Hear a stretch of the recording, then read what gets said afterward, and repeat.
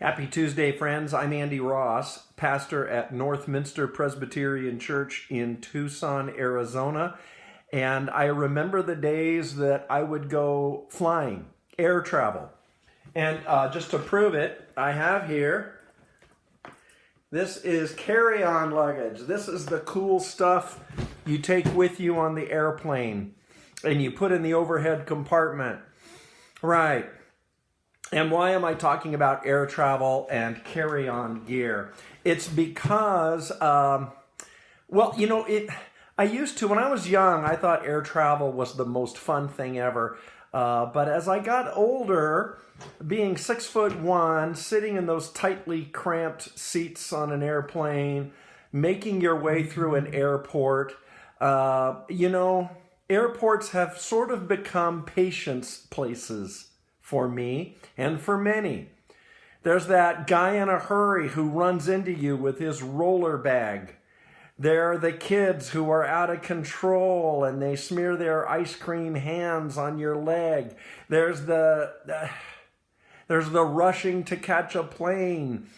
Airports and air flight can really test your patience. But what if, and I got this idea from Bob Goff, the writer, what if we viewed airports and airplanes and air travel as a great opportunity to witness, to show the love of Christ, because that's where the demonstration of kindness and love is needed. Can I share with you one of my favorite airplane stories in my life? A number of years ago, I was traveling from the East Coast back to Phoenix. It was a long flight. It was at night.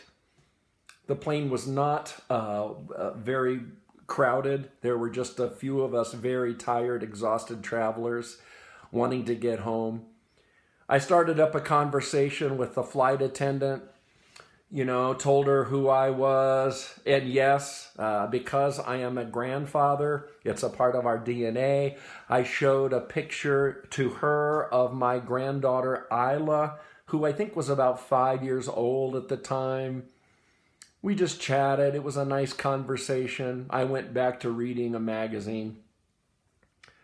About 40 minutes later, after we had hit some turbulence, about an hour later, the attendant came back to me and said, "Pastor Andy, I've got a weird favor to ask." She says, "There's a 5-year-old girl who's heading to Phoenix to be with her dad, and she's flying from New York, and the turbulence really scared her. I can tell she's feeling really anxious, and there's no one around her back where she's seated. How would you feel about just sitting in her row and just encouraging her?" Game on. Grabbed my stuff. I went about 15 seat rows back. There she was next to the window. You could see some tear tracks that had dried. Introduced myself. Told her who I was, that I was going to Tucson. Asked about who she was. And yes, I showed her some pictures of my granddaughter, who was about the same age. We talked about school, kindergarten. I showed her some pictures of our dog. And we just had a nice friendship chat until we landed in Phoenix. And I wished her well. And that story sticks with me because for me it's a demonstration of how we work together, that flight attendant, me, we work together for the care and encouragement of kids, for people who are lonely or afraid. Sometimes it does take a village, or at least the teamwork of a few.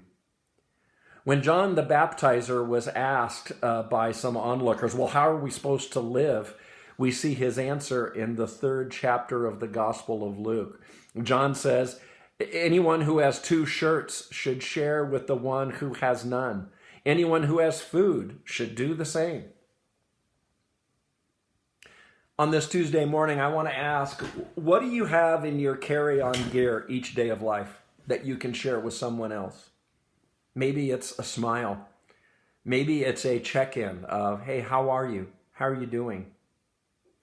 Maybe it's your carry-on gear of listening.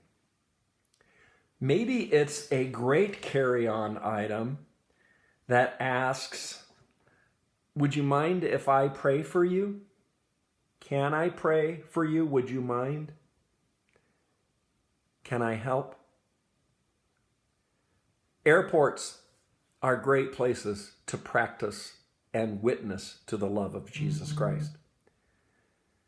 And really every day you'll likely find yourself in a spot where you can sit next to someone and just be a friend.